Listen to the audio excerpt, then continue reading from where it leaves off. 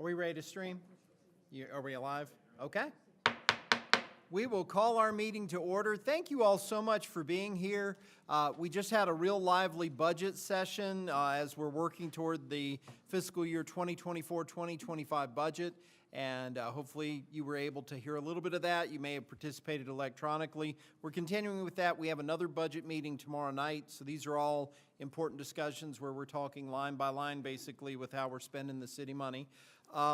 Right now, we're going to start our regular meeting, and so as such, we'll ask that our VFW representatives come on down and lead us in the pledge. Present arms. I pledge allegiance to the flag of the United States of America, to the republic for which it stands, one nation, under God, indivisible, with liberty and justice for all. Please be seated. And if you will take this time to join us in a moment of silence, which you can use for silent prayer, to reflect, to prepare for the meeting, or however you choose to use this time.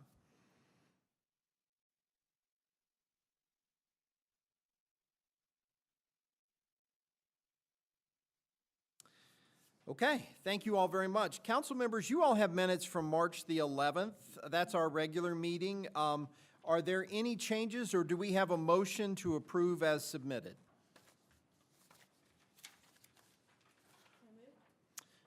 So we have a motion to approve as submitted. Is there a second?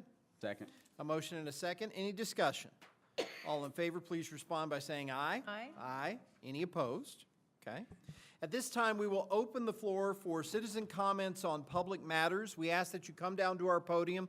Please be sure to use the microphone, speak directly into it so that folks here and online can hear you, but also state your name and we'll get started. You please limit your comments to 3 minutes or less. So the floor is now open.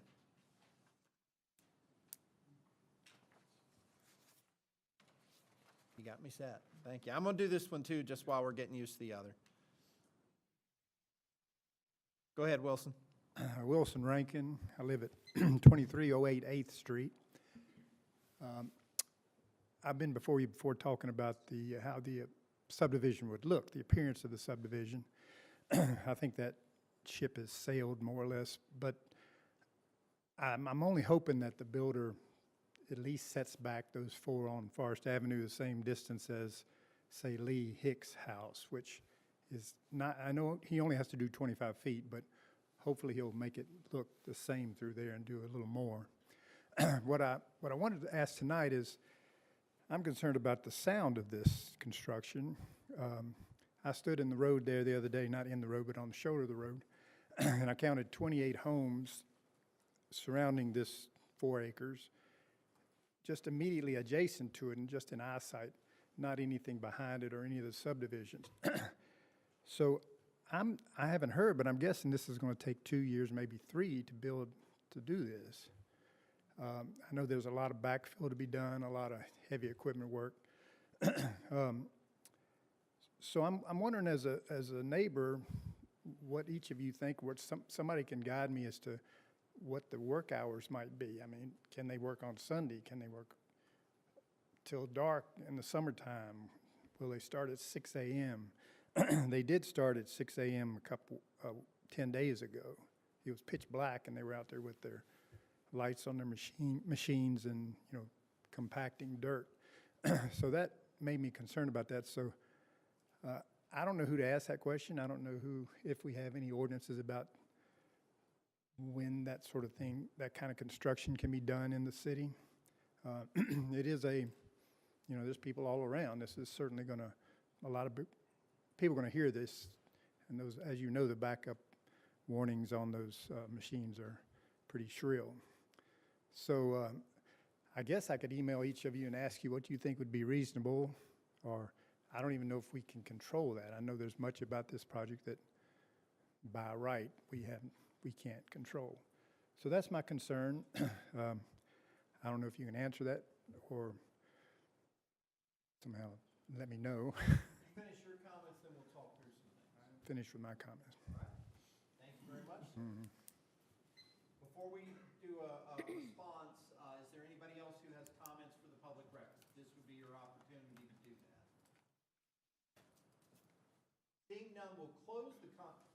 Seeing none, we'll close the comment portion of the meeting. And just as a response, I'll turn to David and Melissa. With construction in existing neighborhoods, do we have any limitation that you're aware of on times of construction? Is that something that can be discussed? Mike and I were just talking, we'll double check, but I do not think this. Okay. Is there something that controls general city noise? Like, I mean, do we have stuff, like if somebody was being unruly or having a big loud party? Ordinance. 10 p.m. is the cutoff, Yeah, right? what is, And would that fall under this, too? I don't know.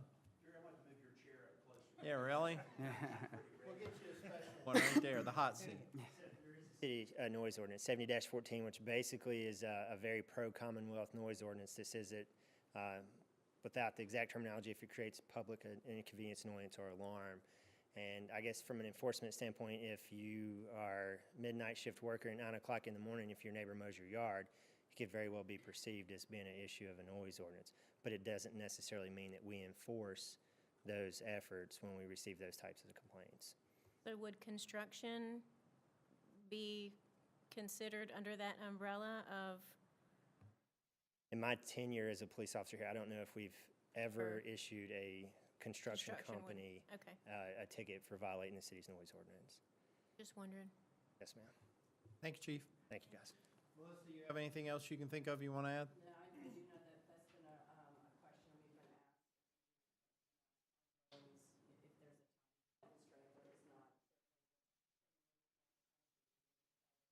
Asking them to be more aware. Okay.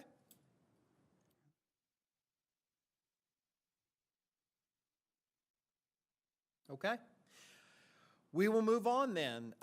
Thank you all very much. Wilson, thank you for bringing that to us, and we'll certainly, do what we can to try to address any of those issues that are there. April is Environmental Awareness Month, and we have a lot of wonderful things happening. The city really comes back to life with a lot of greenery and flowers, and trees start to come out, and it's a nice time. We have a number of things that are going on as part of that, and to get us started here, we do have a declaration, a proclamation for Environmental Awareness Month. I'll ask Kelly if she'll bring that forward for us. Proclamation, April 2024, Environmental Awareness Month. Whereas various organizations and citizens show concern for the Earth's environment, and whereas the problems of the Earth's environment affect all the citizens of Radford, as well as the entire population of the planet. And whereas the City of Radford encourages Radford citizens to participate in global appreciation of the Earth through educational programs, special projects, demonstrations, cultural events, lectures, cleanup activities, etc. Now, therefore, the City Council of the City of Radford does hereby designate the month of April 2024 as Environmental Awareness Month, and calls all citizens of Radford to support, recognize, and appreciate the importance of participating in this special month. I would like to make a motion to accept this proclamation. We have a motion. Do we have a second? Second. A motion and a second. Any discussion? All in favor, please respond by saying aye. Aye. Any opposed? And hopefully, everybody will work to clean up. I know that there will be several cleanups scheduled throughout the month. We'll try to talk about those and advertise those through city media so that you're aware of all of that. But thank you all very much for that. I think that's a real positive. Earth Day also takes place during the month of April, April 22nd specifically, and it is a national recognition, but I think also people look at that all over the planet as a way to promote a healthy environment and a sustainable society. Bobby, I believe you have an Earth Day proclamation for us. Yes, I do. Proclamation, April 22nd, 2024, Earth Day. Whereas April 22nd, 2024 is recognized as National Earth Day, and whereas the theme for 2024 is Planet versus Plastics, which calls us to advocate for widespread awareness on the health risk of plastics and the phasing out of single-use plastics. And whereas a sound natural environment is the foundation of a healthy society and a robust economy, and whereas there are sound economic, environmental, and social reasons for local governments to initiate energy efficiency and renewable energy practices. And whereas the City of Radford encourages and endorses participation in events supporting Earth Day. Now, therefore, the City Council of the City of Radford does hereby proclaim the day of April 22nd, 2023 as Earth Day. I would like to make a motion to approve this proclamation. Thank you, Bobby. We have a motion. Do we have a second for Earth Day? Second? We have a motion and a second. Any discussion? All in favor, please respond by saying aye. Aye. Any opposed? And I hope everybody has a wonderful Earth Day. It is a good opportunity to reflect on things, and the planet versus plastics may be a positive for some people to take a look at. Also that week is Arbor Day. That is a national holiday designed for planting trees. April 26th is the day that's typically recognized as Arbor Day, and there are a number of events that will be planned by our Beautification and Municipal Forestry Commission, as well as the city horticulturalists and some of the schools, as well as the university. So there are some activities there. And Jesse, I think you have a proclamation for us on that. I do. City of Radford Proclamation, Arbor Day 2024. Whereas in 1872, a special day was set aside for the planting of trees. And whereas this holiday, called Arbor Day, was first observed with the planting of more than 1 million trees. And whereas 2024 is the 152nd anniversary of the holiday, and Arbor Day is now observed throughout the nation and the world. And whereas trees can reduce the erosion of our precious topsoil by wind and water, cut heating and cooling costs, moderate the temperature, clean the air, produce life-giving oxygen, and provide habitat for wildlife. And whereas trees are a renewable resource, giving us paper, wood for our homes, fuel for our fires, and beautify our community. And whereas trees, wherever they are planted, are a source of joy and spiritual renewal. And whereas the City of Radford established the Commission for Beautification and Municipal Forests to enhance and maintain the health and vitality of the community's urban landscape.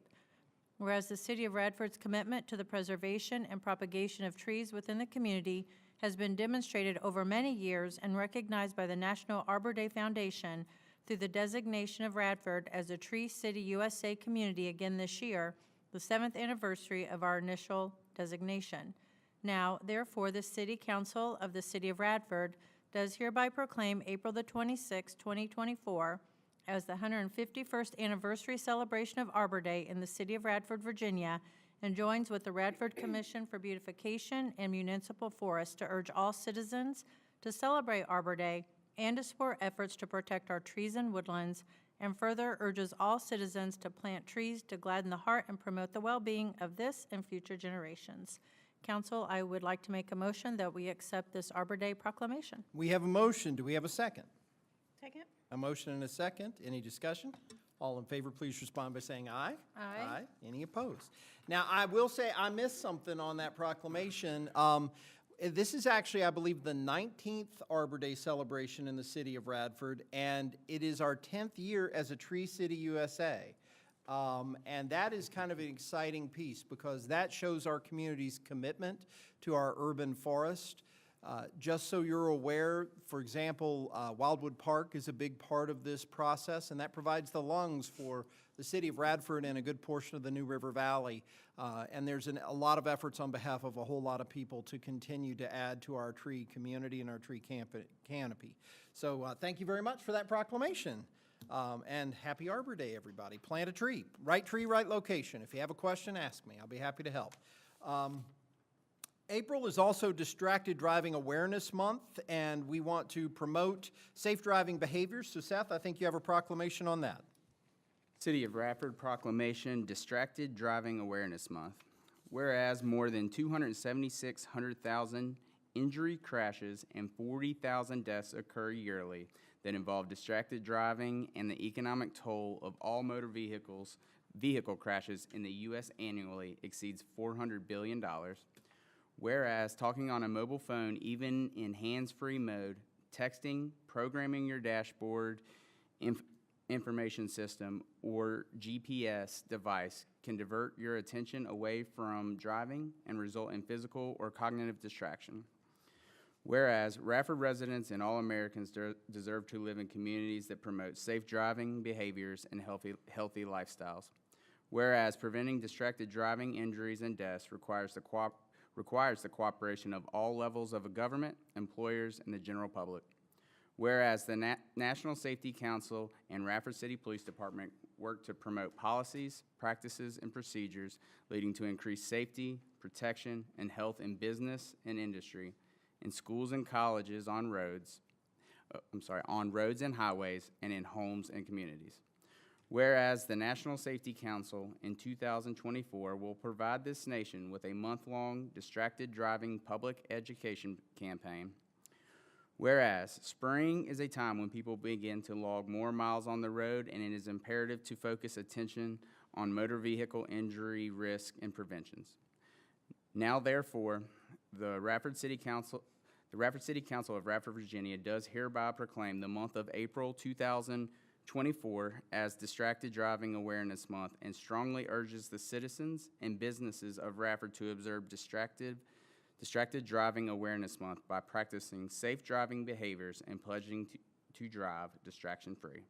Council, I'd like to make a motion that we accept this proclamation. We have a motion. Do we have a second? Second? A motion and a second. Any further discussion? All in favor, please respond by saying aye. Aye. Any opposed? Be careful out there. It's always a scary time. There's lots of new distractions all the time. Moving on to our old business, and we actually have a little bit of a hiccup because we are still working with the Department of Environmental Quality as we look to transfer property from the city to the Economic Development Authority. I'm going to turn the floor over to Mike Bedsall for just a minute to explain that, and then just briefly mention about this project. Mike, if you could help us understand a little bit more about that, and is your all's mic on over there? It is. Okay. I think, can you guys hear me okay? Yep. Maybe a little bit closer to the middle of the, Can you hear me okay I think that's going now? to help a lot, Is that just good? having it Or I closer. can go up there if that would make it easier. I think you're fine at just moving it. Project. As you know, the city had a survey completed on the Foundry property that in essence provides for a 30 roughly acre tract where the landfill is located, and then a 50-acre tract, which is now the West Radford Commerce Park property. There's basically, in terms of DEQ, there's basically two, we'll say, bodies of regulations that will apply to this property. One of which is the regulations relating to the voluntary remediation program that the city would be participating in. The other one is a body of law called the Uniform Environmental Covenants Act, which we've all been referring to as UECA, is how they refer to that. But in essence, both of these programs establish requirements as to how the property has to be maintained and what uses can be made of it. Okay, generally speaking. I think initially we had been advised by DEQ that the portion of the property where the landfill is located, it would be subject to the VRP as well as UECA, okay, but that the portion that would represent the West Radford Commerce Park property that we intended to transfer to the EDA, it would only be subject to the voluntary remediation program, would not be subject to the UECA requirements, okay? So anyway, our contact with DEQ has been Karen Weber. I know that David and Kim have had a lot of meetings with her as well as other members of her team, and up to this point, she had indicated that the UECA requirements would not, apply to the West Radford Commerce Park property. Well, today when I spoke to her, she says, well, I did tell you guys that, but, from talking to some other members of my team, they feel that it may be necessary for these requirements to apply to the whole property, not just the landfill portion, but no final decision has been made on that. And I said, well, I feel like the city needs to know these things before we take any final action in relation to the transfer of the property. I will say, she did apologize and say she understands that she's telling us something different than what she had told us before, and that this makes it sound more complicated. She has set up a meeting with her team on Wednesday of this week to address this. And she says after that, she plans to set up a meeting with city representatives, David, Kim, so that she can provide more concrete guidance to the city. But, frankly, in my opinion, I feel like that DEQ needs to tell us with certainty, what requirements will apply to what portions of the property before, we move forward with this. So what I'm asking council to do, at this point is to defer taking any action on this at this point. It doesn't affect in any way the public hearing that you've already held. That's something you would have needed to have do anyway, and you wouldn't have to redo it, for any reason. You've done that. But that's what I'm asking you to do. Happy to answer any questions, that you have. And, in my opinion, I think another reason why you would want to have the voluntary remediation permit requirements established as well as the UECA requirements established is so that those requirements can be made applicable to whoever the new owner, of the property may be. And at this point, those are still being developed. I will tell you that the property the West Radford Commerce Park property remaining in the ownership of the city in no way impairs or affects the EDA's ability to still continue to market it like it's doing now. So, it's not going to hold you back in that regard. I think you can still go forward, with those efforts. Mike, We're just trying to put a hold on it. Yeah. We can figure out what name to put on the piece of paper. We don't have that piece yet. That's why you're proposing that we. Well, there's wait. also a part of the requirements that have not been finalized yet for us, so we just need to know what the results of the Wednesday meeting are and then the timeline for them finalizing. Well, right now you've got these two different programs, that will have different requirements, and right now they can't tell us if UECA is going to apply to the Commerce Park property or not. So. But after Wednesday, we think they will? Maybe. We don't know. I don't know. My question would be, since the EDA is a branch of the city, what difference does it make? Because are we not one and the same entity?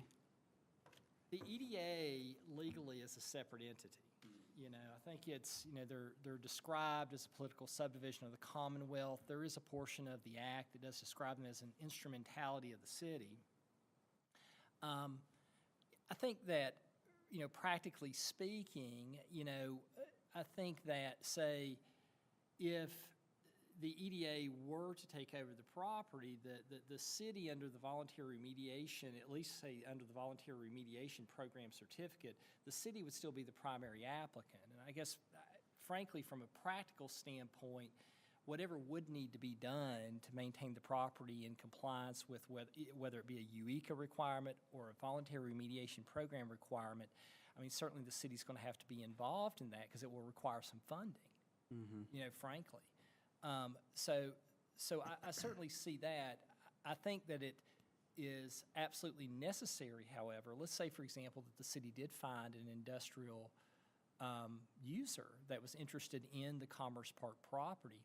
I think absolutely you're going to have those voluntary remediation program permit requirements and any UECA requirements established and on paper so that you could put that into either an agreement and or a deed with that new user so that they have responsibility for complying as well.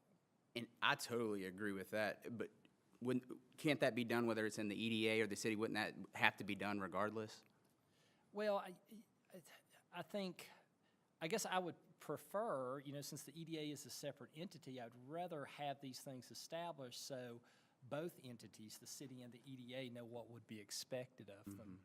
Because right now, the EDA would, in essence, would be taking over the property. The city would be transferring it without both knowing exactly what are going to be the requirements the DEQ is going to put in place. And I guess I'm a little uneasy with the uncertainty of that. And we've not really gotten, I guess, concrete guidance yet from DEQ on that. So that's my concern with that. What's your anticipation of Wednesday? Or do you hope that you'll get those answers? Or if not, what does a continuation of that look like? Ms. Weber told me that they would meet on Wednesday. She felt like that if, David and say Kim, if their schedules would allow, that maybe she could set up something with us this week or next. Would that be something that council maybe needed to get with the EDA and kind of talk over the Eureka document? Would that, if it would make a difference, or make sure that they are fully aware of it? I mean, is that maybe? I think that would be a good idea once we have Once it. we know what we Yeah, actually have in front of us. I don't think we don't have the VRP We don't know permit. yet. And the VRP permit would have the requirements in it. Right. And then, we don't have their guidance yet as to what they're going to require under either program. Right. So I think, and I know I know council, was wanting to move forward with this. We all were. But that's the reasons why I would, say that I feel like that we need to at least wait. And I don't think it affects your ability to market the property in the meantime anyway. So, do we need to, can we just table this, or do we need to make a motion to table it? I think we can just defer it, I think right? you just defer it. So with that, Counselor, are there any other questions, concerns, comments? Will you just wait upon your hearing, your findings from them, and then we could put it on the next Back on the agenda, agenda. or certainly the first one in Right. April, or, okay. Yeah, and Yeah. we do not have, like I said, I think we're going to need to have the requirements from them. We don't have a Right. finalized VRP Yeah. permit yet. So it may, we'll follow this along, and we'll get an answer back to council and to everybody else so that we'll all know where we are. This has been one of our big challenges, is making sure that we have final information on our environmental responsibilities for this property regardless. So that's been part of this discussion. So, but I do thank you very much, Mike, for explaining that. Any other questions from anybody? No. I know we're all disappointed. We had hoped to take this other step tonight, but better safe than sorry, and we're taking the prudent path right now with our intention to still get this to the EDA as soon as it is environmentally possible, I guess we'd say. Moving on to other old business, we have been discussing the Teton Crest development for some time now. Golden Triangle is requesting a subdivision to parcel 19-1-32A, which is 4 acres or so, to allow for the development of 14 single-family homes. Some of it is off Forest Avenue, and we'll have access off of Chesley Street as well. Here tonight, John Neal is here this evening, and we've got 3 pieces of business we need to consider, council, and to have some discussion on the subdivision plat, the homeowners association agreement, and then finally the performance agreement with Teton Crest Golden Triangle. So, John, if you want to come on down, do you have anything you want to share with us, or are you just here to answer questions if we have them? I can answer any questions you have. Council, do you all have any questions for Mr. Neal? I mean, do you have a work schedule to answer the gentleman's question that spoke earlier?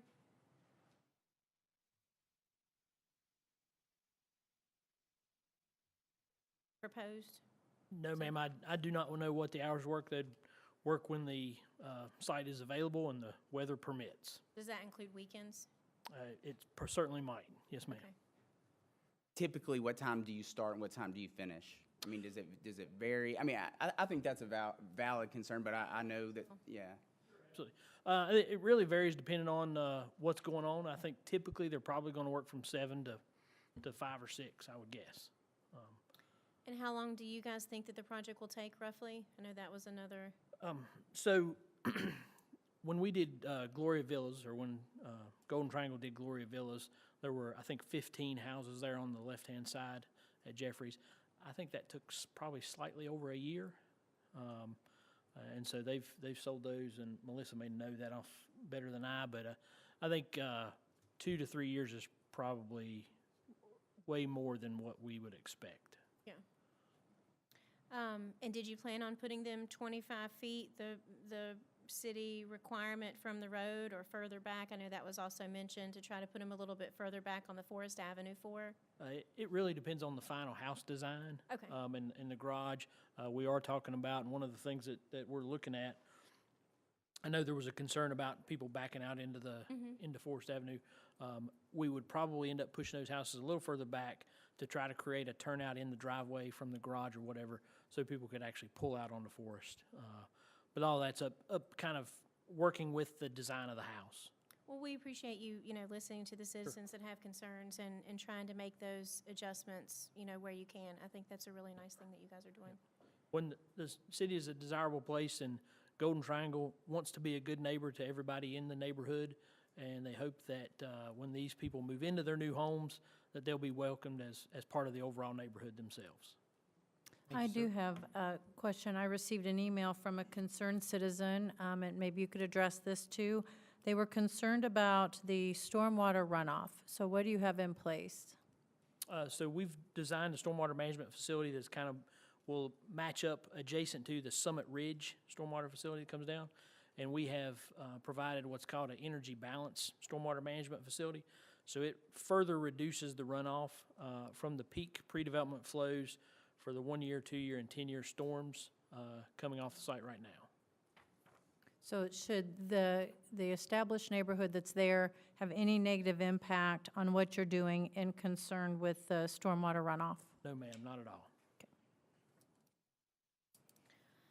And that is one of the focal points of the city. As you know, Forest Park has had a history as a low area, and we want to make sure that, that there's not stormwater issues, and that stormwater detention pond is critical. In the old days of development, you didn't have those, and that just added to our storm drainage system. So this is going to be releasing the water at a rate less than, Yes, sir. typically less than the runoff is. So that is a focal point for the engineer, the developer, as well as our staff in the site plan.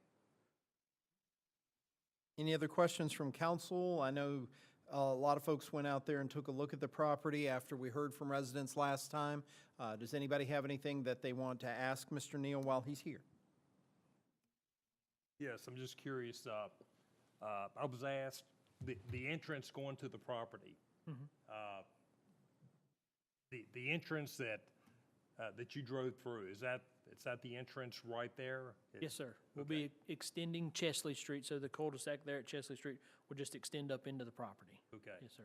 And I was asked if you could have the entrance a little bit further to the right where the drain is. We can't do that from a geometry standpoint of the right-of-way. Right. We have to line up with Chesley Street, the center line of Chesley Street. Okay, I coming through that understand. cul-de-sac. Yes, Okay. sir. She wanted me to ask, and I just wanted to double Understand. check. Yeah. Okay, thank you. Are there any other questions or things that you want to know from Mr. Neal based on visits to the site or just in general? Are we allowed to have the residents finalize any questions that they have to Mr. Neal, or is that not allowed? If you guys, I think anything that's been passed through us, I think the time for any additional questions would have been our citizen comment time. okay, just wondering. Yeah, because this is just approval of these first 3 sections. This is not site approval. There'll be some other things further down the road where there'll be additional opportunity for citizen feedback should we decide to move on these tonight. I have a quick question. The houses that are back to Summit Ridge, is that going to be tree-lined? Yes, there's quite a bit of trees on the property line itself. Right. And our houses, as you come up Chesley Street and curve into the property, the Summit Ridge Street is right there, and it's probably 15 feet or so away from the property line. And then we have a rear setback that is, I think, 20 or 25 feet. I don't know off the top of my head. And curving away from that Summit Ridge. So there'll be quite a bit of land, property between the backs of the houses and the right-of-way of Summit Ridge. And we'll be below that street as well.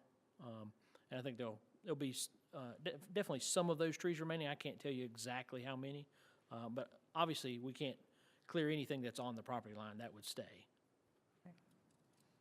I'll just add a comment, and I've spoken to people at Gloria Villas, and I know you guys do good development, and they have said that through the construction process of other homes that you guys have been easy to work with. I hope if this project continues, you'll do that with these neighbors, and everything I've seen, I know you guys have, and I totally understand their concerns too. It's their neighborhood, and I think you made a good point. I hope when it's all said and done, if passed, two neighborhoods become one, and that it all works well, and it's all part of the process. So I appreciate you. I actually went with Bobby to tour the site and taking the time to look, and for everyone who's shared their comments, and for you addressing them the best you could. So I do just want to say appreciate that. And Melissa has my contact information. Any residents that want to ask questions after the fact, they're more than happy to get in touch with me. That's very nice. Be Thank happy you. to talk to them. That's great. Couple other things. Can you address the spacing of the homes in regards to what's on Summit Ridge? So our lot widths and Summit Ridge lot widths are relatively close. I think the minimum width is 50 feet, Melissa, or 60 feet? Summit Ridge. They're- Summit Ridge is split zoning, so there's part of it is R3 and part of it's R2. R3, which is closer to 7th, is 50. R2 is a minimum of 60, I think. I think I had 62. So what will these be? So I think our, yeah, 60 feet wide. And on the cul-de-sac, the way the street is curling, the width is at the right-of-way line, and those lots actually project back, so they get wider in the rear. So those houses will be further apart at the back of the house, closer together at the front of the house. I think our houses will probably be, and like I said, we haven't completely designed the actual house itself, but they will probably be 5 to 10 feet closer together than those on Summit Ridge, something like that. So are we expecting that these homes, I know when we were on the property, it appeared that they're going to sit a little bit in a bowl, they're a little bit lower than the homes ma'am. around them? Yes, ma'am.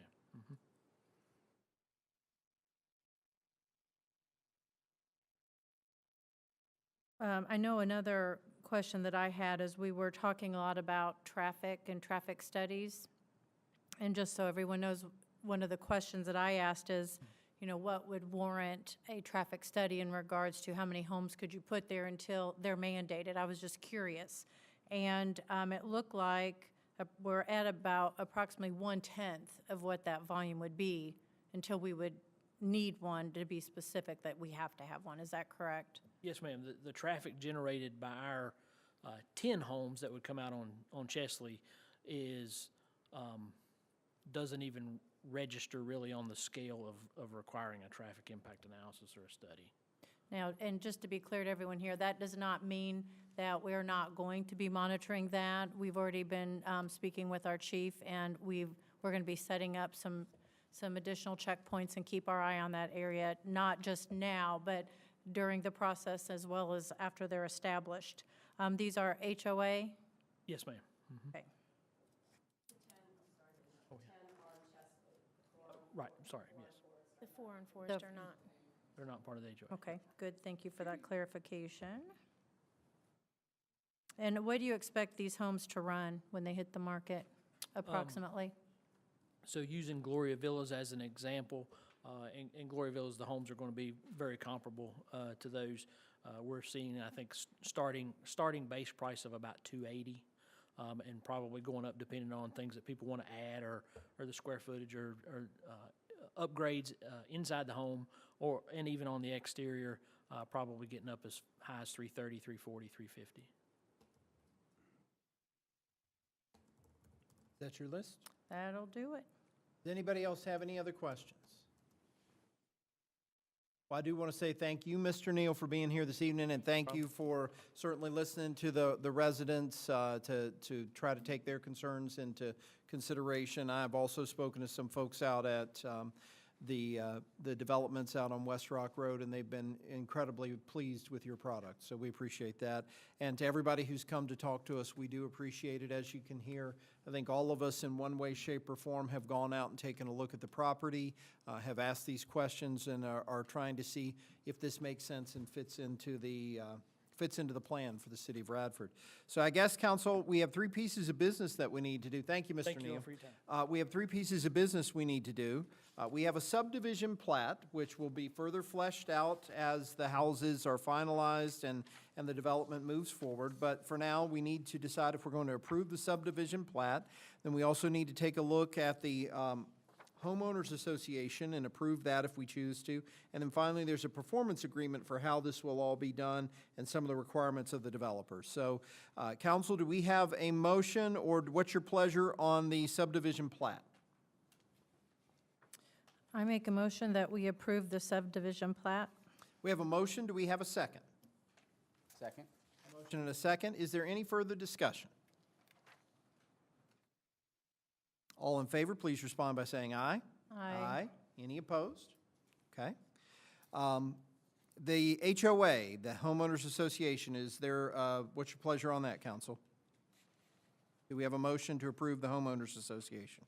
I make a motion that we approve the homeowners association. We have a motion. Do we have a second? A motion and a second. Is there any further discussion? All in favor, please respond by saying aye. Aye. Any opposed? Okay. And then finally, the performance agreement that outlines the requirements for both the city and the developer. Is there a motion to approve the performance agreement? So moved. We have a motion. Do we have a second? Second. A motion and a second. Any discussion? All in favor, please respond by saying aye. Aye. Aye. Any opposed? All right, and to everybody that's here, we want to say thank you very much. This is one more step in a process. This will continue through as the final designs are being planned for this property.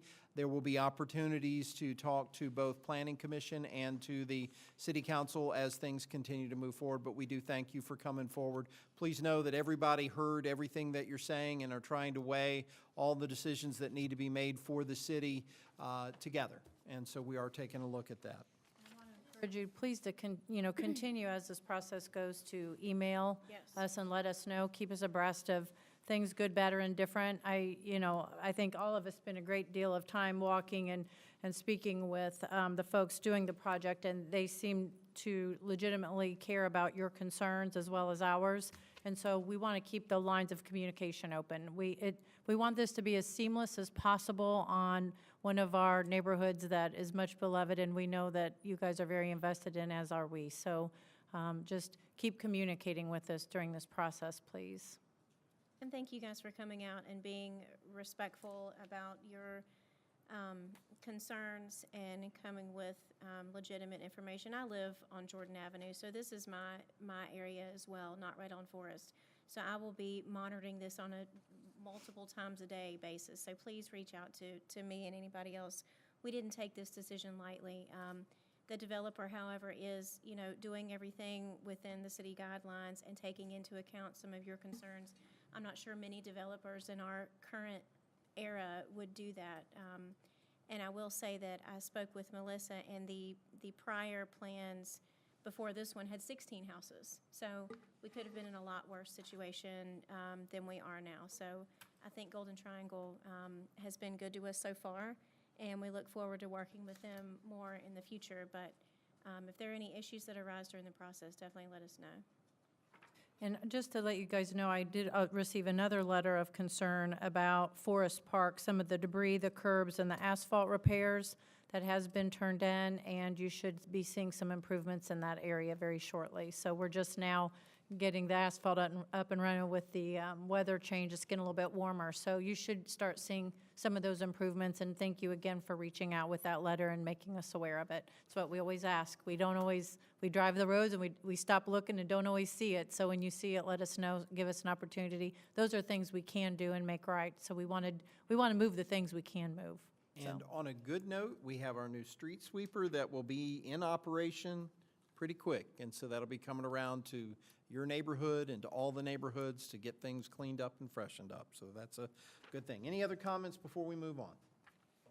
Thank you all so much. We are looking at some special collection rates under new business for April as Environmental Awareness Month. As you heard us talk about what all we're doing for the environment, we wanted to talk a little bit about what we could do to help people clean up their sites and their property. So we are looking at a special collection rate for a small load of brush of $22.50, a large load of brush at $45, appliances, so if you have an old appliance you need to get rid of, they will pick it up for you, $16, furniture for 1 to 3 pieces, $19.50, 4 to 5 pieces, $29, and 6+ pieces, $42. And we're so appreciative of our sanitation and public works folks for helping us do this, so that if you're not able to take them to the drop site or take them to another location, we can help facilitate that. Council, what's your pleasure on the special rates? Do we have a motion to approve? So moved. We have a motion. Do we have a second? A motion and a second. Any discussion? All in favor, please respond by saying aye. Aye. Any opposed? I Okay. did have a question. It's not going to change anything, but how do these rates compare to last year? The same? Okay, It's all level and, It only applies to residential, not commercial. okay. Just wondering, they went up or down or whatever. And a lot of people do take advantage, do get a lot of code enforcement areas and. If I had some bad refrigerators in my rental houses, I'd get rid of them. so, take advantage of those. Contact Public Works, contact Sanitation if you have a pickup you need to schedule. Moving on to 420 Rock Road. We are looking at a rezoning and a special use permit for that property. Steve Simonis is here with us this evening if you all have any questions for him, but Ordinance 1799 helps us to rezone 402 West Rock Road. The Planning Commission has recommended approval of the rezoning at the March 18th meeting. We did have a joint public hearing on March the 11th, and there were no objections. So, Council, first of all, do you have any questions? And second, do we have a motion for action? So moved? So we have a motion to approve Ordinance 1799. Is there a second? Second. A motion and a second. Any discussion? All in favor, please respond by saying aye. Aye. Aye. Any opposed? Having heard 4 affirmative votes, we can dispense with a second reading if so desired. Is there a motion to do so? We have a motion. Do we have a second? A motion and a second. All in favor of dispensing with a second reading, please respond by saying aye. Aye. Any opposed? All right, we are also looking at a resolution for a special use permit, which will develop the existing building into a duplex.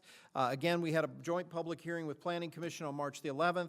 Planning Commission finalized their recommendation on March 18th and made a recommendation to approve the special use permit. Council, do we have any questions or comments before we move on with motion? Hearing none, do we have a motion for approval of the resolution for the special use permit? So moved. We have a motion. Do we have a second? Second. A motion and a second. Any discussion? All in favor, please respond by saying aye. Aye. Any opposed? Okay. We do have some slots available on our library board, juvenile detention board, and recreation department representative. Council, what's your pleasure? We have a number of citizens who've expressed interest in those different areas. First, for the library board. Do we have a nomination? We have 2 positions. It looks like there are 2 people that have interest, that have stepped up, and Dan McKinney and Michael, I don't want to mess this name up, Canistrari? I think that's correct. Do you know, Melissa? Am I close? No, I don't know either. I'm always saying if people raise their hand and want to be involved, then certainly we need to make room for that. So I would be interested in nominating those 2 individuals for Okay. those 2 openings. Any additional nominations for library board? Do we have a motion to accept those 2 nominations as our appointments? We have a motion. Do we have a second? Second. Motion is second. Any discussion? All in favor, please respond by saying aye. Aye. Any opposed? For the juvenile detention board, I know that our former chief Dodson had requested an opportunity to serve on that board. Do we have any other nominations for that board? Is it, Right. Yep. Yep. So what's the pleasure, council? Do you want to stay with Jamie, or do you want to see if there's a position for former Chief Dodson on that board? I mean, I wouldn't mind staying with Jamie since she's already in the position and familiar. Agreed. Yeah. So is that a motion and a second? Yes. A motion and a second to remain as Jamie Armentrout as our representative on the Juvenile Detention Board. Any other nominations or further discussion? All in favor, please respond by saying aye. Aye. Aye. Any opposed? Moving on to the Rec Department, we have an opening for 1 representative. Do we have a nomination for that representative? I don't at this time. I think it's might be a good thing to put out to the community Yes. and see if we could get some volunteers for this position. So if anyone is interested in being on our rec department and be on that committee, please let us know. I was gonna ask, did Greg Holbrook by chance send you, I serve on the rec commission, and Carl Rigney had sent him a letter. Yeah, and I'm sorry, I should have asked you about that earlier, but you did not receive that? Okay, yeah. How about we defer action till our next meeting on the rec commission, and we get a letter from Carl if he's interested? Yeah, I can follow up with Greg and ask him and make sure that he gets that to Melissa. I think maybe you have seen it too, because we were on rec commission. I'm not sure. Sorry, I should have asked you that earlier, but yeah, that sounds good. I think we can defer. Okay. Okay, well, lots of good things are happening in Radford. Thank you to all those folks who are willing to serve with us and willing to participate. We are looking at something really exciting in an area that has been known as the Islands on the New for quite some time. It is the New River City RV Resort. And they've requested a special use permit to operate a recreational vehicle park on tax parcel 24-1-8. It's 36-acre site, which is adjacent to the New River. It is right off exit 105, directly across from the Commerce Park in the commercial park, it's not the Commerce Park, the Industrial Park, but it's not the Industrial Park, it's the Economic Park. Anyway, it's across from the Industrial Park. At any rate, the Planning Commission reviewed the request and recommended a joint hearing be scheduled for April 8th. What we're looking at is 180 recreational vehicle spaces. It's currently zoned Conservation District and Industrial, so it will require a special use permit. We went through this process with someone who had wanted to do this back in 2019, but the project did not move further by the developer. So we've taken a look at this, and there are no issues with preliminary proposal. So at that point, we need to consider if we want to move forward with a public hearing that would be jointly held with the Planning Commission on April the 8th. I'd like to make a motion that we do so. Second? So we have a motion. Do we have a second? A motion and a second for the joint public hearing on April 8th. All in favor, please respond by saying aye. Aye. Aye. Any opposed? Okay. The next item for business for us is the Ridgewood Water Tank. We are looking for an RFP for cellular service on that. U.S. Cellular has an agreement with the City of Radford installation, repair, and operation of cellular communication services on that city water tank at 110 Ridgewood Lane. It's been in effect for 20 years, and it's up for renewal in May. So we have two actions to consider: to schedule a public hearing to accept proposals for private sector services for that tank if someone else would like to provide the same installation, repair, and operation of cellular communications. And then we also need to consider the agreement. So the formal process is required because it's a public facility used to support the service. So as such, would we like to schedule, do we have a motion to schedule a public hearing on April 8th? So moved. We have a motion, do we have a second? Second. Motion and a second? If I may, Yep. we may need to do the public hearing during the second meeting in April. Okay. It's because the notice requirement requires that notice be published once a week for 2 successive weeks. So it may cut, real it's going to be close. tight. for you to Okay. do it on the 8th. So let's move that back to April the 22nd, to our meeting that is currently scheduled for Monday, April 22nd. Do we have a motion to approve the public hearing on Monday, April 22nd? So moved. Do we have a second? Second. A motion and a second. Any discussion? All in favor, please respond by saying aye. Aye. Aye. Any opposed? Ordinance 1800, Paul Palante, who is the owner of Radford on the River, has provided a proposal for the summer season for activities on the New River, which include tubing, kayaking, and canoeing, operating out of the structure west of Shelter 2, but they would also be operating out of Shelter 3 as well. Yeah, so both of those. The building in Shelter 2 is the storage, and then they actually operate out of Shelter 3 as well. So, having said that, they just completed their inaugural season for 2023, and Parks and Rec Commission endorsed the agreement on March 8th at its meeting. So, as such, do we have a motion to approve Ordinance 1800 awarding the contract to Radford on the River LLC? We have a motion. Do we have a second? A motion and a second. Any discussion? Any questions? All in favor, please respond by saying aye. Aye. Aye. Any opposed? Having heard 4 affirmative votes, we can dispense with a second reading. Is there a motion to do so? So moved. We have a motion. Do we have a second? A motion and a second. Any discussion? All in favor, please respond by saying aye. Aye. Any opposed? Okay, we have another appropriation to look at for the Sheriff's Department. This is for some training for our crisis intervention deputies, the service that they provide for that. It is in the amount of $4,000 from New River Valley Community Services, Appropriation Ordinance 1787.26. Do we have a motion to approve for the Sheriff's Office? We have a motion. Do we have a second? A motion and a second. Any discussion? All in favor, please respond by saying aye. Aye. Aye. Any opposed? Okay, I have skipped a couple things because they weren't on my memo, but I'm going to come back to them. Having heard 4 affirmative votes, we can dispense with a second reading if so desired. Is there a motion to do so? We have a motion. Do we have a second? Second. A motion and a second. Any discussion? All in favor, please respond by saying aye. Aye. Any opposed? Okay, one of the pieces, I apologize, that I skipped over is Ordinance 1801, and we have asked our city police chief and our city attorney to work with city staff for Parks and Rec and the city manager to try to come up with something to address some of the unauthorized camping in city public spaces, including city parks.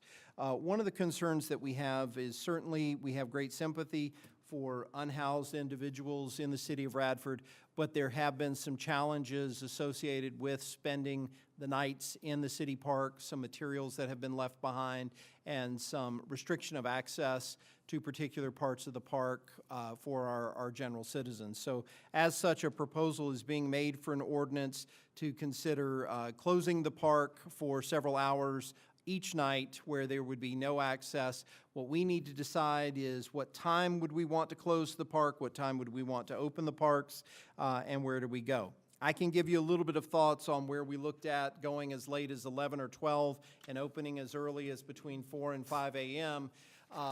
You do have events that take place until sometimes 10 or even 11 p.m., especially in the summertime with the fields and the pickleball courts that are down there, to where you may have some folks that would be in the park a little bit later than you would expect, certainly after dark, that may be participating down there. And the hotter it is, the later in the evening they'll be. So the thought was to start with a more limited time, and then if we had to revisit it, we could come back and expand those hours. On the other side, again, the sun rises very early in the summertime, and some people like to walk at sunrise down at the park, so having people in there between 4 and 5 a.m. might not be that early. 4 a.m. may be too early, 5 a.m. may be the appropriate time, but certainly it's open for discussion. I do think 10 is a little bit early in the evening, simply because some activities throughout the course of the year can take place until 10 or 10:30 in the evening, and we wouldn't want to be too tight on that. But Counselor, what's your pleasure on this? David, for the pickleball courts and the tennis courts for the lights, is there a timer that they automatically cut off at each night, or how does that work? No, once they're turned on, they just. Dust it on. I was just wondering, it might be a good guideline. If they cut off at 10 or 11, then that would be it, but. Yeah, I want to see what your pleasure is. Using some judgment on when something's going on, I think it's gonna be a That's- big key to yeah. this, because as we all know, there are folks that get up early and walk before they go to work, and they're there at 5 o'clock in the morning, and then activities, I know. Soccer fields and, the skateboard park and well past dusk, and then, the all court lighting, is gonna probably at least a 10. I was down the park this morning at 5:15, and I saw one other person in the park that was actually using it for recreation. I think it is a very fair comment to make, or easily to say that, there's discretion in any laws that we enforce, and obviously if people are using the park for recreation as opposed to illegal crimes, we might stop and check to ensure that they're in fact being there for recreational purposes, but that's not the intent. To prevent people from using our parks. Obviously, if you might see some of our guys fishing down there at 2 or 3 o'clock in the morning. You might see me running at 4 o'clock in the morning. That's never the intent behind if we adopted that ordinance. What time would you be most comfortable with in terms of closing? Would you be fine with, say, an 11 or midnight until 5 a.m. to start with, and then we could see how that goes from there? Or do you think it needs to be earlier? I think that midnight time frame is probably a really good starting point, and then, we can revisit it if it's not. And, certainly 4 or 5 o'clock, I know in the summertime when the sun comes up early, there are those early walkers and runners down there. But it's, I'm in agreement with revisiting it later on if that's not an agreeable time for everyone, or if you guys hear otherwise from the community. I'd be interested in even considering 11 o'clock, because I think most things are wrapped up by then that are planned, and the baseball and the tubing. And so I have no problem with, trying the 12 o'clock. But if you're seeing that really things are wrapped up at 11, I mean, I would feel better about 11 if things are indeed wrapped up. Now, I know if there's a game, you see there's a game going on, you're not going to go in if they're in overtime. And I've been to a few games with some overtimes. You're going to use some judgment on that. But, I mean, I was just leaning a little bit earlier.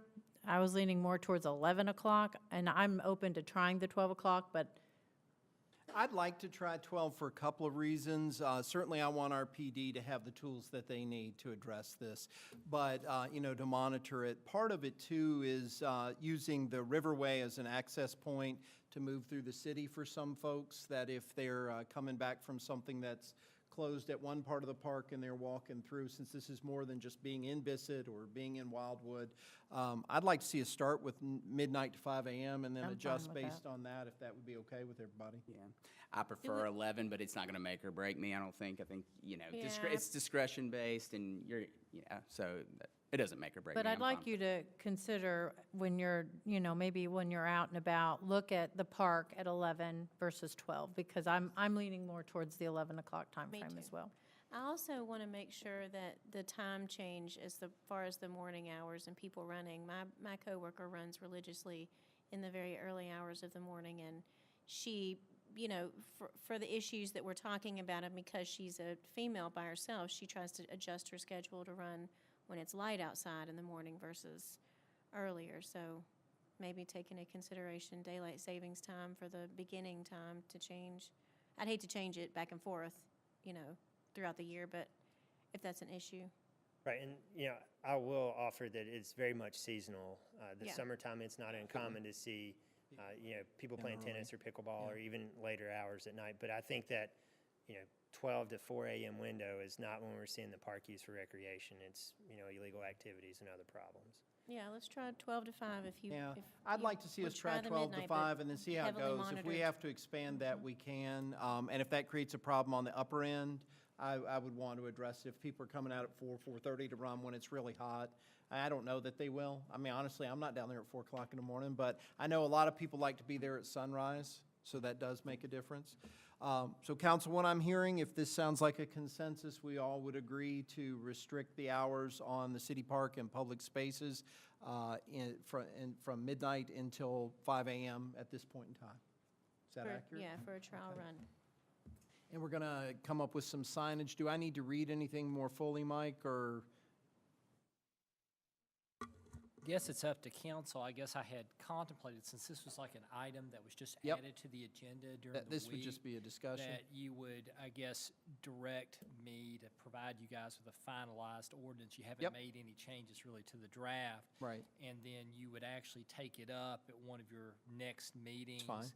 So that if anybody from the public wanted to be heard on the matter, they could. Yeah. I will say that when council has adopted new ordinances in the past that carry with it some type of, say, penalty, for violation, you guys, not that you're required to, but you guys have done 2 readings. And you've also, many of your ordinances, you have take effect immediately upon adoption. You will establish an actual effective date of, the ordinance, so everybody can make their adjustments. For example, it may be July 1, 2024 that this goes into effect, but you can set whatever date you want. But I'd frankly like to move a little faster than that. Part of the reason is the police need these tools to address the unhoused issue. We are at a point, I'm sorry I didn't get on it a little bit sooner, but we're at a point where a lot of the regional shelters will be closing for the year, so it is more likely than not that additional folks may seek to camp in the parks, and we just need to have the tools to address that. Well, and I would ask, I know that the officers have been doing this, because I've had extensive conversations with several of them, but, you know, I don't want to just be punitive because, you know, these are folks that, of course, I want to extend some resources to them. I understand that, you know, some are not really open to accepting those, but I certainly don't want this to just be punitive. If we can just continue to offer those resources, and I know we talked about this even where we have someone standing on one of our corners soliciting for funds. I really would like to see something where we say, here's a number to call for resources if you need help. You know, just to put it out there in our community, and it may not be a bad idea while we're putting these signs up at the park as a resource to say, you know, if you're in need of these resources, here's a number to call. Again, you know, I know I spoke with a couple members. I've been getting just a lot of input from the community that this is a concern. They had mentioned one of our smaller encampments, and I went walking with my dog by myself, and you feel like you're coming up on someone's home unannounced in a wooded area, and it was very unnerving. And so certainly we want to make sure that people that are, you know, wanting to utilize our parks always feel safe doing so. So this is something that I hate that we have to do. I just feel like we're at a point of not having much recourse if we're going to use our parks more. I agree. I'm compassionate to people who have fallen on hard times, but I do think that this is imperative for the citizens that use that and to give law enforcement something to fall back on. So I'm glad we're moving forward with this. I agree. I have the greatest sympathy for anyone that's struggling with their housing security or any other issues, but we do have other resources, and I'm very appreciative of, you know, Sergeant Height, Chief Holdaway for putting together the community policing part of this, where we have some resource guides available to folks, helping connect them with possible solutions. I think it's problematic for everybody when folks are camping, and what we found as we've had some of these discussions, and the chief has been really helpful to help educate me and everybody else that we need to have these tools in place to be able to address it appropriately. I will say, going back historically, before we had some of the amenities we have in the parks, we closed at dusk. So as soon as it got dark, we expected everybody to leave. I think that's a little soon, especially as we have lighted areas and events and programs. I mean, you know, we want people to use these things, and during different times of the year, it makes sense to have different activities going on. So as such, I think I'm hearing a consensus of council to finalize the ordinance and have it for the April 8th meeting. So, thank you very much. Okay, I have to read a little something as we go into appropriation ordinance 1787.27. I think Seth does as well. Do you want to read your statement before we go into the ready discussion? Sure. I have a personal conflict where I provide the payroll services for the RU Foundation. The RU Foundation is located at P.O. Box 6915, Radford, Virginia 24142. And my statement is, we have worked with our state office on conflict of interest and ethics. This is a statement they advise for my situation. This matter involves a performance agreement with the RUF Hotel Land LLC that is subject to approval by City Council. The RUF Hotel Land LLC is the owner of the real property where the Highlander Hotel is located. I've been advised that Radford University loaned the RUF Hotel Land LLC $2 million to support the construction of the hotel. I'm employed by the university and receive a salary of more than $5,000 annually. Due to the fact that the approval of the performance agreement and continued discussion may directly or indirectly affect the RUF Hotel Land LLC's ability to repay the loan to the university, I have a personal interest in this matter. I am, however, a member of a business, profession, occupation, or group that may be affected by council's decision, and therefore am able to participate pursuant to sections 2.2-3, 112B1, and 2.2-3.115H of the Virginia Conflict of Interest Act. I'm also able to participate in this matter fairly, objectively, and in the public interest. My intention is to abstain from any voting as I have on other votes based on the requests of some of my fellow members of council, but I am going to participate in discussion. So, having stated all of that, and I think we got all of our legal requirements in place, the Radford University Foundation Hotel Land LLC has constructed a 125-unit hotel, restaurant, and conference facility at 604 Tyler Avenue, which is designed to provide for housing for folks coming to visit the city, advance economic development, and other community events. It's assessed at $24.4 million and opened just about a year ago after 2 years of planning and construction. The EDA approved the performance agreement at its meeting on October 19th, 2023. City Council approved the performance agreement at its meeting on January 8th, 2024. And we've had much discussion about this. It is based on the provisions of the Radford Economic Development Incentive, known as the READY program, which was established in 2018.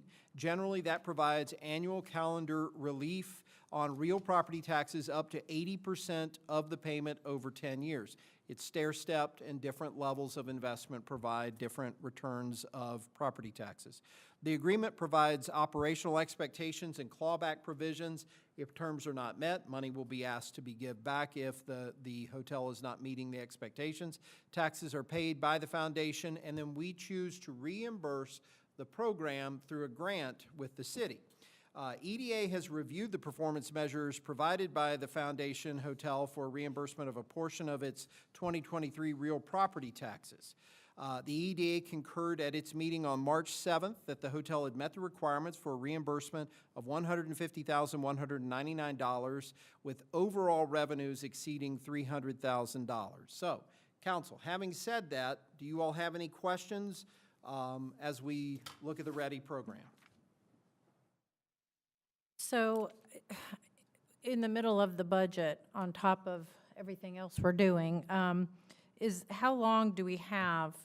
I would prefer to get through our budget a little bit further before we make a decision on this. How much time do we have? Under the performance agreement, you have 30 days from the date that the EDA provided notice to the city that it had recommended consideration of the appropriation. Kim was going to get me that date, but I thought it was, did she say March 14th? You know, when you got the letter from her? 12th or 14th, something like that. So we have time. Can we discuss this at our next meeting when we've ironed out, like, So 30 days from, 30 days from the date that David received the letter. I think it was March 12th or 14th. So a discussion on April 8th would fall within that time frame. Correct. So I would like to personally see this moved until we get a little bit further down this budget trail, personally. I would as well. Okay, so do we have a motion to table this until April the 8th? So moved. We have a motion, do we have a second? A motion and a second. Melissa, would you call the roll? Mr. Davis? To table.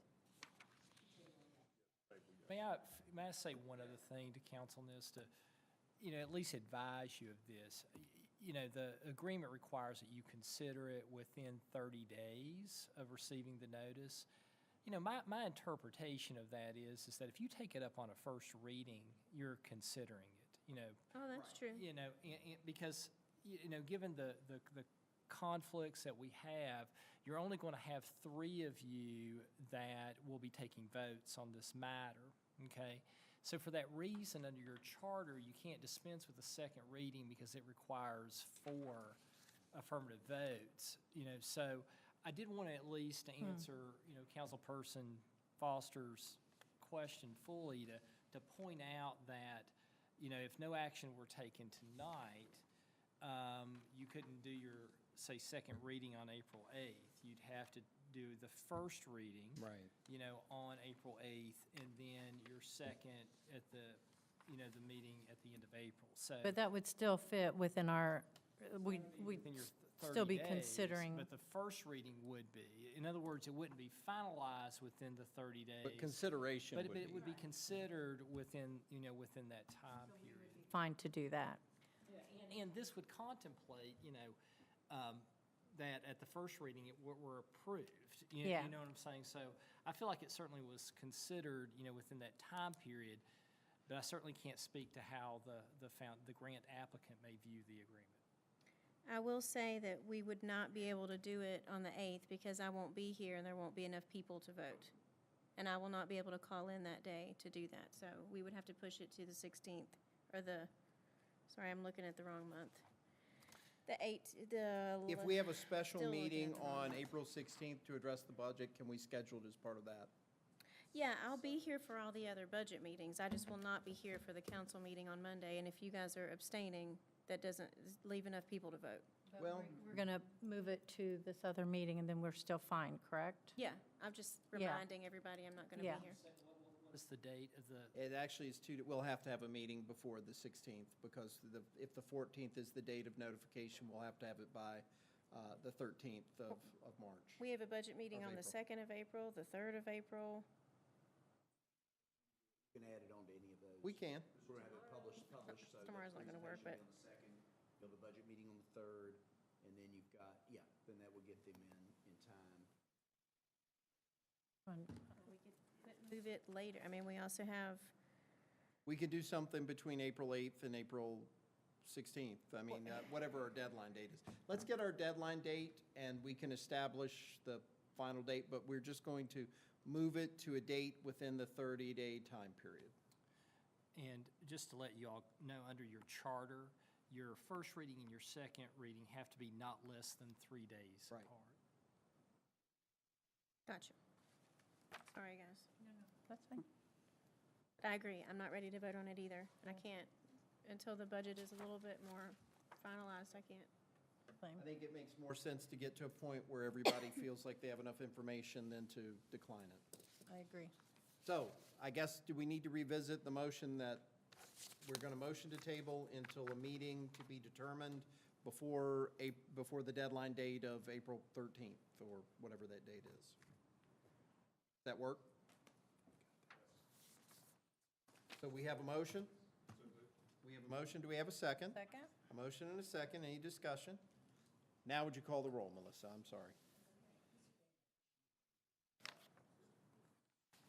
I don't think she heard you. Yes. Yes. Abstain? Yes. Abstain.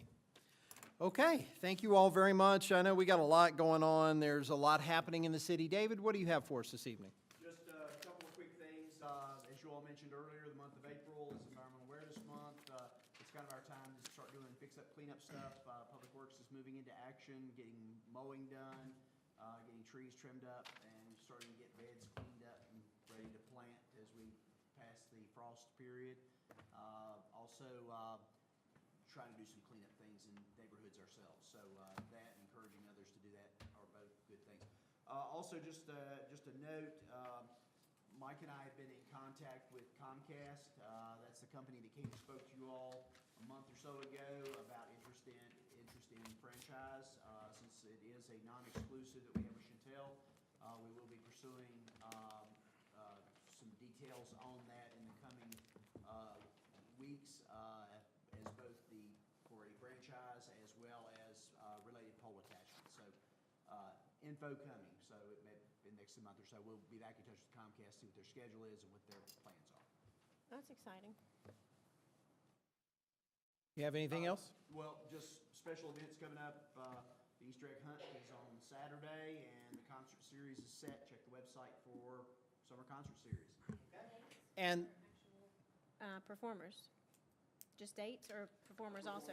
Yeah, Oh, performers are lined up too. I can't remember the order, but two of them have changed around from what they did before. Melissa has something for you, David. You got them? Yeah, I was going to say, we have new introductions to make for Petey. I was going to get them. I got you. You're good. I had your back, too. I had your back, too. We got exciting new things to announce with our police department. Chief? I know you guys have had a long night. I'll make it as short as I can, but I want to introduce two new employees to our police department. The first is Luke Wilson. I had the opportunity to meet Luke about 5 years ago when I was an instructor in the academy, and Luke possessed all the qualities that you want in a police officer. I started recruiting him 5 years ago, and he finally decided to come over and join us. Luke comes from us as a certified police officer from the town of Pulaski. So I wanted to introduce him, and then this is Alyssa Reed. We all know how important CLIA accreditation is to us as an agency, as a city, and we have big shoes to fill. We have a previous CLIA assessor and our CLIA accreditation manager that left us. So Alyssa is filling those shoes, and she comes with a remarkable background where she worked with the FBI for 5 years. So we have 2 great new employees. I would just want to take a second to introduce those guys to you, and if you have any questions, please ask. Welcome to Radford. We are glad to have both of you here. Did you let him know that one of the wonderful perks when you're new is that I come and do a ride-out with you? Did he warn you about that? Yeah, yeah. So, well, I can't wait to spend a little time and hear a little bit about your background, and we're happy to have you here. All right. Thank you all very much. Cool. Yep. Yeah, absolutely. Round of applause. All right, anything else? You good? That's it. All right, Seth, what do you have this evening?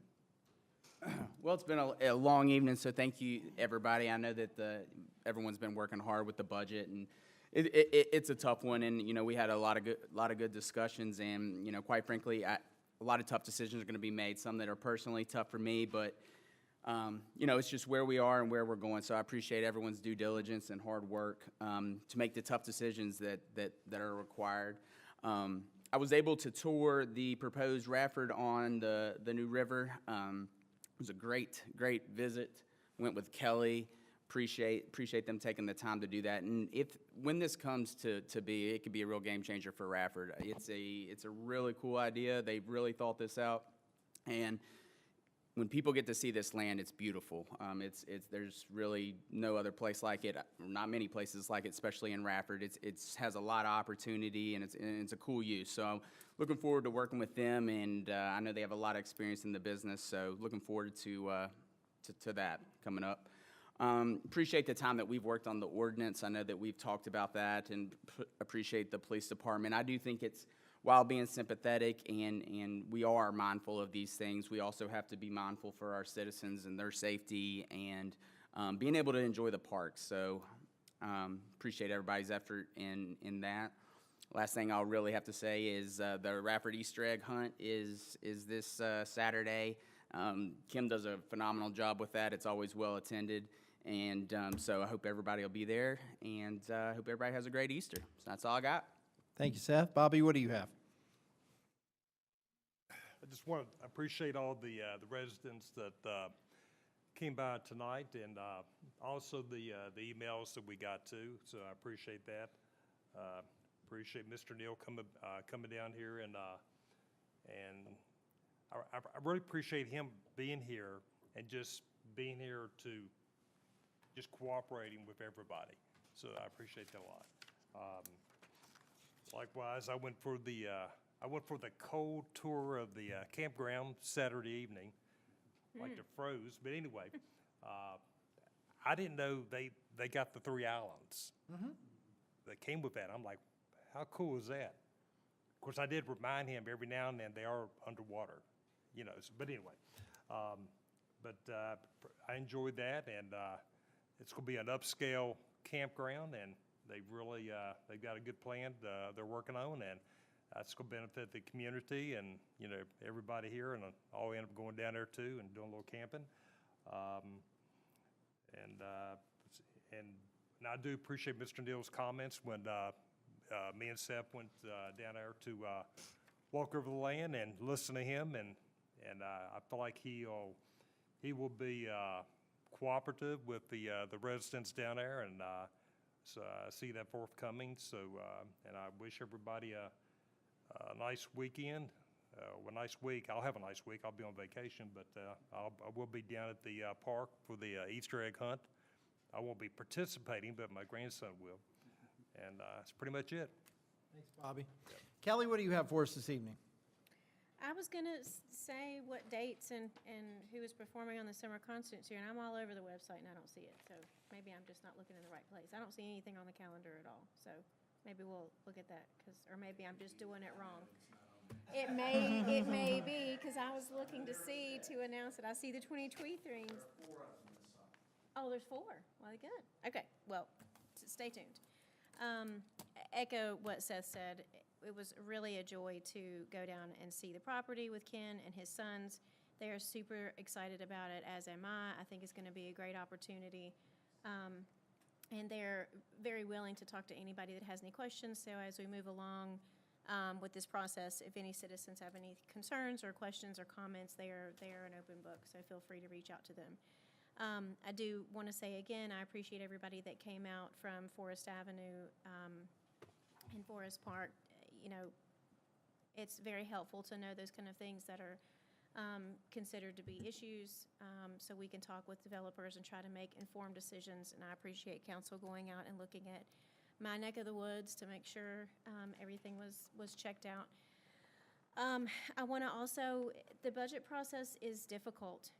It's very hard to try and make sure that we look at everything that we can. I just want to say I appreciate everyone that's reached out and sent emails and made phone calls and written long proposals of what they think is going to work and any ideas. It's going to take all of us to get on a better track, a more sustainable track. So keep those coming, and I think we all appreciate all the ideas from everyone. Happy Easter. I will be missing the Easter egg celebration again. My daughter's turning the Big 10 on Wednesday, so we're taking her to Universal. She's a big Harry Potter fan. And then we're going to be at the Final Four, so I will miss the April 8th meeting. So go Duke if you're a Duke fan. I don't think they're going to make it, but my husband is really, really hoping that they do. But I will be watching and leave comments for anything that happens on that meeting, so you guys will know how I feel on everything coming through. And other than that, I hope everybody has a safe and happy holiday.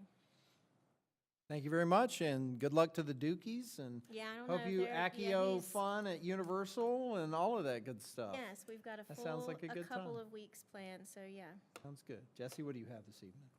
Well, right now, I'm just feeling grateful that my kids are grown and I don't ever have to go back to Universal Studios or Disney. Hey, it's But- fun. Oh, I think I love Harry Potter as much as she Yeah. does, so. and I certainly go to a lot of games. Will not be at that one. So, you're going to hear very similar sentiments from us, but again, I just want to thank everyone for giving us such thoughtful input on the new subdivision, and I really feel like everyone was trying their best to work together to find a way to make this work within everyone's comfort zones, and so I appreciate that, and more than ever, I've been really appreciating your input on anything that we're doing, good, bad, or indifferent. We always want to know. We are here to provide service to you and to represent your needs. So please always reach out. If you have an idea, a thought about something, please continue to email. It's very important, and it does not go unheard. So this last, I guess, couple of weeks, couple of things that have been going on. I had a Heritage Foundation meeting, and I told you I'd follow up with you. They are very actively seeking grants. They were awarded a grant for $4,400, which is going to be used for 18 new plantings and developing a pamphlet about the plants on site. There is a Virginia Tourism Grant. That cycle has opened, and they're working on one for the Merry Festival. There's one that we still are waiting. We're not sure. We're still in the gray on that, so I'll have to come back with that one. The Commonwealth History Fund, they're going to be hopefully making a formal announcement if they haven't, but we have been awarded some money to help with the stair lift repairs and an exhibit on reconstruction. We did not get the one on monuments across Appalachia, Virginia, but we are learning from that, and so we're learning how to tweak that for the future because they said we were strong, but you would just be, maybe not, amazed at how many applicants are out there for each of these grants, and they're all wonderful, causes. So we'll keep you posted, but they are very active with that. I think, did everyone get a copy of the numbers in regards to the Department of Social Services? Okay, good. I promised those. Thank you for making sure that those got out. I have a CPMT board meeting this week, and everyone send good thoughts. There's a potential adoption, and so those are always a real bright spot. So I'm looking forward to that one. And they are hard, but those are they give you hope.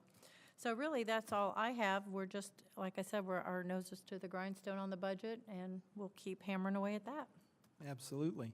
And thank you all so much for all your hard work and all the comments. I just have 3 or 4 things tonight I wanted to mention. Obviously, happy Easter, happy Passover.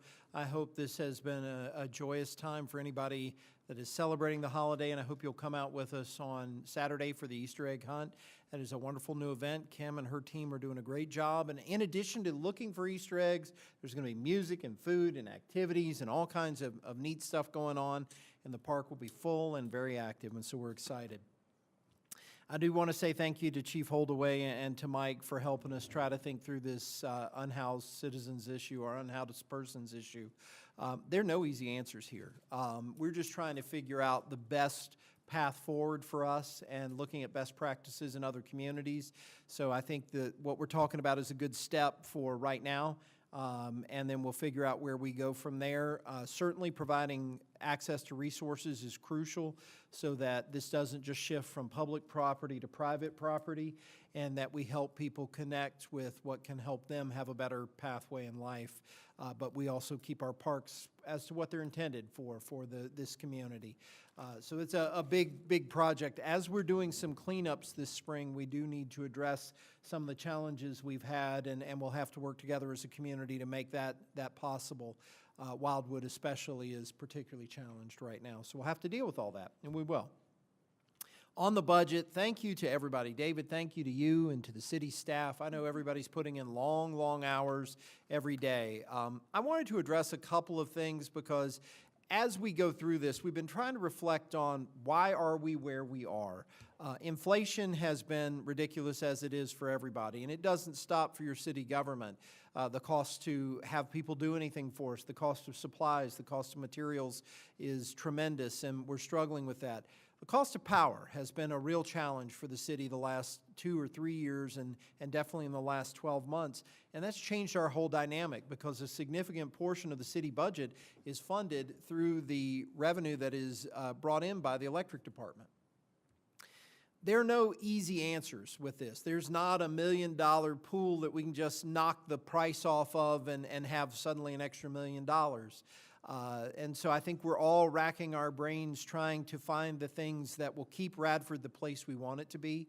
We keep investing in ourselves, which is crucial because the future's coming, and we don't want to just push everything down the road to where we are not prepared to move forward as a city. So I know everybody's working really hard. We do have seeds sown. This is a challenge for today. As we move toward tomorrow, I do feel that with new housing that we're talking about, with new people coming to this city, with new businesses continuing to open in the city, even if we have some challenges with some older ones that are no longer working as well as they used to. New opportunity with the West Radford Commerce Park, moving the city in a positive direction, revitalizing areas that need it, and continuing to invest in our infrastructure. That's going to help Radford be the place that we want it to be and the city we can best be for the next 20, 50, 100 years. And the work we're doing every single day is moving us toward that.